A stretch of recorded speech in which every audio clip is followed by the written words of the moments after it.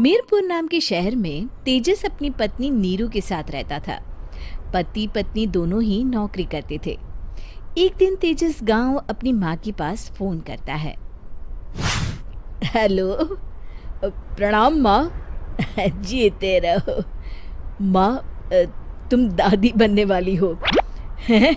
अरे वाह, ठीक है बेटा, मैं कल ही आती हूँ। जब माँ जी शहर पहुंची तो बेटे बहू ने बहुत अच्छे से स्वागत किया। लीजिए माँ जी, चाय। अरे गर्मा गर्म पकोड़े ले आओ माँ के लिए। नीरू रसोई में गई और 2 मिनट में ही पकोड़े ले आई। जी ये लीजिए। बहू जादू से बनाए हैं क्या? अभी तो रसोई में गई थी। यम्मी। माँ जी, शीला रसोई में पकोड़े तल रही है, मैं बस लेकर आई। हे भगवान, मेरा धर्म भ्रष्ट कर दिया तूने। अब तो गंगा जल से शुद्धिकरण करना होगा।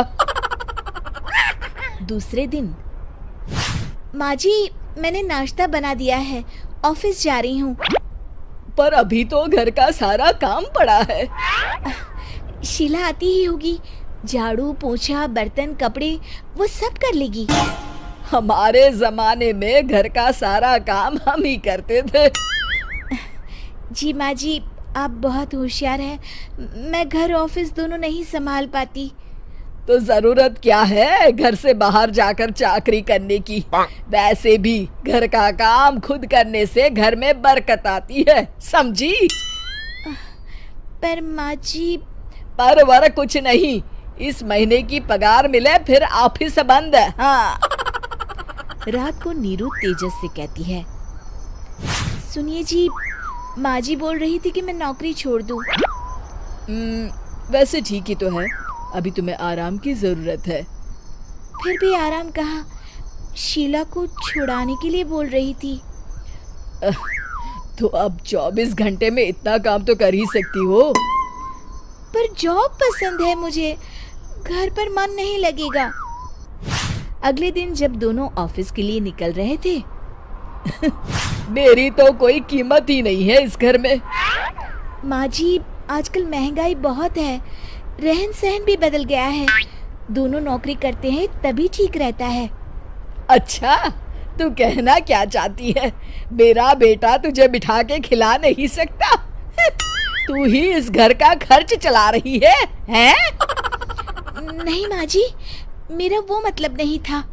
मतलब खूब समझती हूँ, ये बाल धूप में सफेद नहीं किए मैंने। हाँ।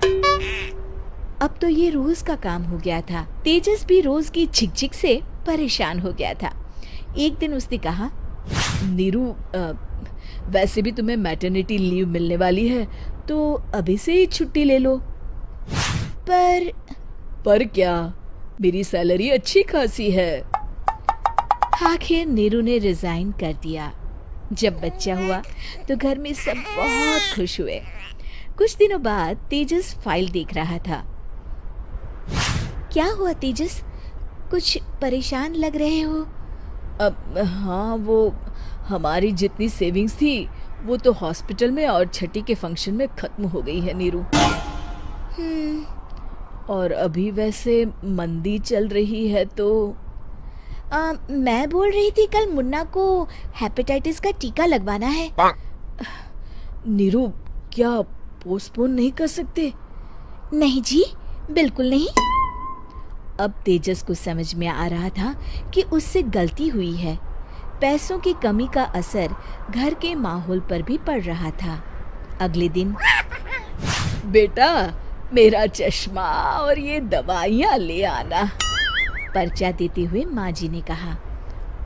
जी। तेजस, मुन्ना के लिए दूध का डिब्बा और डायपर भी ले आना, और ये किराने के सामान की लिस्ट है, इसे भी लाना है।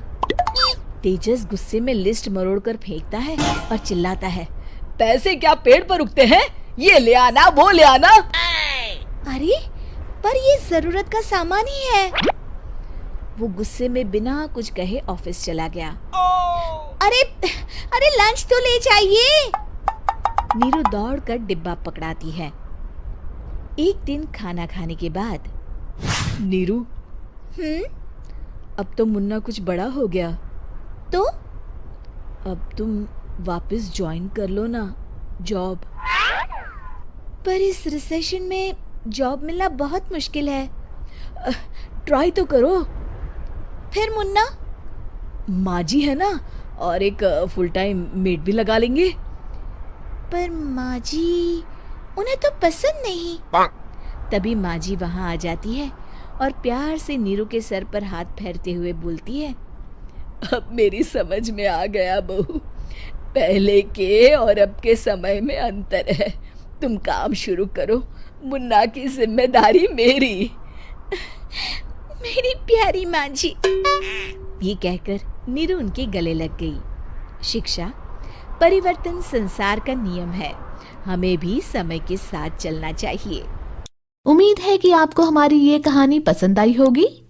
कृपया हमारे चैनल को सब्सक्राइब करें और सभी अपडेट्स के लिए बेल आइकन जरूर क्लिक करें। और हाँ, वीडियो लाइक और शेयर करना मत भूलिएगा। Bye bye.